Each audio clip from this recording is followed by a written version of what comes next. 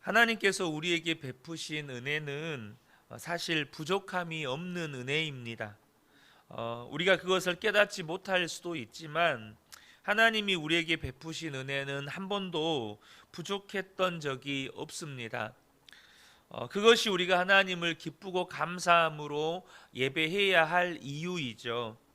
오늘 시편 95편을 보면 시편 기자가 이렇게 고백하면서 시작합니다. 1절과 2절을 보면 오너라 우리가 주님께 즐거이 노래하자, 우리를 구원하시는 반석을 보고 소리 높여 외치자, 찬송을 부르며 그의 앞으로 나아가서 노래가락에 맞추어 그분께 즐겁게 소리 높여 외치자.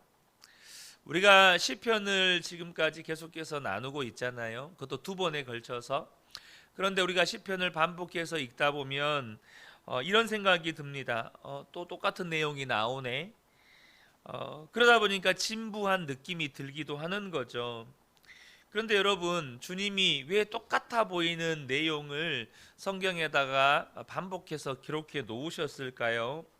각 시편마다 시편 기자들이 처했던 상황이나 형편이 다르고 그들의 영적 상태가 다르고 또 그 의미가 다르기 때문입니다. 오늘 시편 95편은 사실 그 분위기가 다른 시편 기자들이 하나님께 찬양을 올리자, 찬양을 드리자라고 고백했던 시편과 조금 다른 분위기입니다. 지금 이 시편 기자는 거의 울부짖듯이 백성들을 향하여서 호소하고 있는 것입니다. 쉽게 말하면 백성들에게 여러분, 우리가 하나님께 노래해야 합니다. 우리를 구원하시는 하나님을 보고 큰 소리로 예배해야 합니다. 지금 우리가 하나님 앞에 나왔으니 더 즐겁고 기쁜 마음으로 하나님께 예배해야 합니다. 이렇게 지금 큰 소리로 외치는 겁니다. 어쩌면 집에 불이 났어요.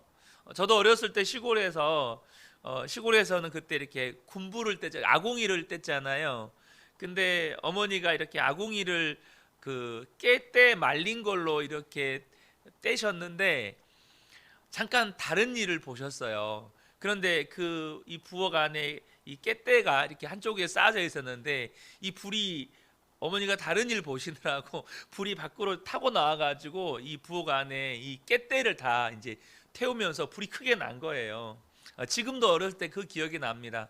어머니가 얼마나 큰 소리로 불이야 이렇게 외쳤는지. 그러니까 동네 어른들이 이 그 바켓을 하나씩 들고 와가지고 샘에서 물을 퍼다가 이 부엌에다가 이렇게 불을 껐던 기억이 있어요. 왜 그렇습니까? 지금 위기다 이거죠. 그러니까 시편 기자가 지금 하나님께 큰 소리로 예배합시다, 이것은 지금 우리가 위기입니다, 이거하고 똑같은 상황에서 하나님께 예배를 지금 호소하고 있다는 겁니다. 왜 시편 기자가 이렇게 심각합니까? 지금 이스라엘 백성들의 영적 상태가 두려울 정도로, 시편 기자가 볼 때 너무나도 두려울 정도로 무너져 있기 때문입니다. 7절 하반절로 내려가면서 이 시편 95편의 분위기가 완전히 바뀌는데요. 이 7절 하반절을 보면 찬양하고 즐거운 분위기가 아니라 침울하고 두려운 분위기입니다. 이것이 오늘 시편 95편의 배경입니다. 시편 기자는 왜 우리 민족이 이런 어려운 형편에 처하게 되었느냐, 우리가 왜 지금 이 꼴이 되었느냐라고 질문하는 거예요. 그리고 시편 기자가 거기에 대해서 대답을 하는 것입니다. 광야에서 이스라엘 백성들이 원망하고 불평하고 하나님께 대들고 하나님을 시험했다가 그들이 다 망했는데 지금 우리도 그와 똑같은 형편이 아니냐라는 것입니다. 8절에 이 시편 기자가 하나님의 음성을 대언하듯이 이렇게 말하는데요.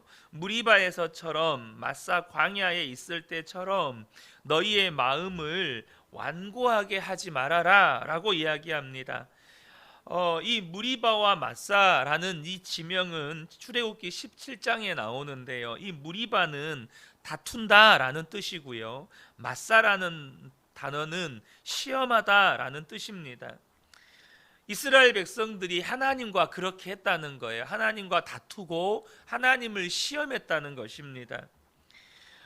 하나님이 말씀하셨음에도 불구하고 불순종하고 하나님께 대들고 항의하고 하나님이 살아계신지 안 계신지 끊임없이 시험했던 이스라엘 백성들이라는 거예요. 분명히 그들은 홍해를 건너는 놀라운 사건을 통해서 구원을 받았고 만나와 메추라기를 먹었고 반석에서 터져나오는 물을 마셨습니다. 구름기둥 불기둥으로 하나님이 그들을 지키시고 보호하시고 인도해 주셨습니다. 그런데도 그들은 끊임없이 하나님을 대들고 시험했다는 거예요. 오죽했으면 하나님이 지명을 다툰다, 시험한다 이런 지명을 하나님께서 지으셨겠어요? 하나님이 계속해서 말씀하십니다. 10절 11절을 보면 40년을 지나면서 나는 그 세대를 보고 실증이 나서 그들은 마음이 빗나간 백성이요 나의 길을 깨닫지 못하는 자들이구나 하였고 내가 화가 나서 그들은 나의 안식에 들어오지 못할 것이다 하고 맹세까지 하였다. 여러분 우리가 보통 성경 말씀을 다 봉독하고 마지막 구절이 끝나면 우리가 아멘 하잖아요.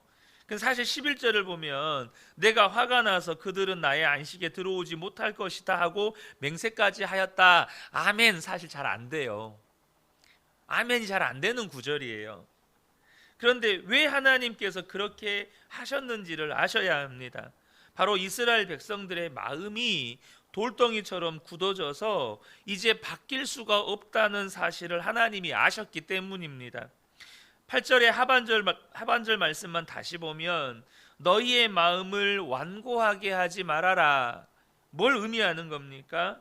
지금 이스라엘 백성들이 완전히 굳어져 가지고 하나님의 말씀을 듣지 않고 거역하고 불순종하고 대들고 지금 이러고 있는 형편이라는 거예요. 그러니까 제발 마음을 완고하게 하지 말아라. 이렇게 지금 호소하는 것입니다. 자기들의 조상인 이스라엘 백성들이 하나님께 원망하다가 또 하나님의 말씀에 불순종하고 대들다가 진짜 하나님 앞에 제대로 된 예배 한번 드리지 못하고 그들의 마음이 돌덩이처럼 굳어졌던 거죠. 10절을 보면 그들은 마음이 빗나간 백성이요 나의 길을 깨닫지 못하는 자들이구나. 이렇기 때문에 하나님께서 이스라엘 백성들을 광야에서 다 죽게 내버려 두신 것이었습니다. 지금 시편 기자는 지금 우리가 그때 광야의 때 우리 조상들과 같이 똑같지 않느냐라는 거예요. 예배를 잃어버리고 예배를 드리더라도 형식적으로 드리고 마음속에는 하나님에 대한 원망과 불평이 가득하고 하나님께 대들기도 하고 심지어 하나님을 시험하기도 하고 이렇게 하면 우리 다 죽는다. 우리 다 망한다. 지금 이걸 호소하고 있는 거예요. 그래서 시편 기자가 하는 말이 이제라도 우리가 정신 차려서 예배를 회복하자. 정말 즐겁게 하나님을 예배하자. 우리가 큰 소리로 예배하자. 그렇게 외치는 것입니다. 여러분 기억하시면 좋겠습니다. 우리가요 아무리 형편이 어려워도 예배가 살아있는 사람은 반드시 삽니다. 예배가 살아있는 민족은 반드시 살아요. 여전히 뜨거운 감격으로 예배드리고 마음 깊은 곳에서부터 찬송이 나오고 예배드리는 시간이 가장 좋다면 절대 여러분 낙심할 필요가 없어요. 왜냐하면 예배가 살아있는 사람은 반드시 살게 되기 때문에 그렇습니다. 우리가 믿는 하나님이 어떤 하나님이십니까? 3절부터 5절을 보면 주님은 크신 하나님이시요 모든 신들 위에 뛰어나신 왕이시다. 땅의 깊은 곳도 그 손 안에 있고 산의 높은 꼭대기도 그의 것이다. 바다도 그의 것이며 그가 지으신 것이다. 마른 땅도 그가 손으로 빚으신 것이다. 여러분 이스라엘 백성들은요 출애굽을 하고 홍해 바다를 만났을 때 그들 스스로 생각하기에 죽을 줄로 알았습니다.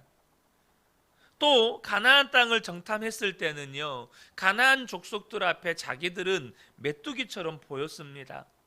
그런데 결과는 어떠했습니까?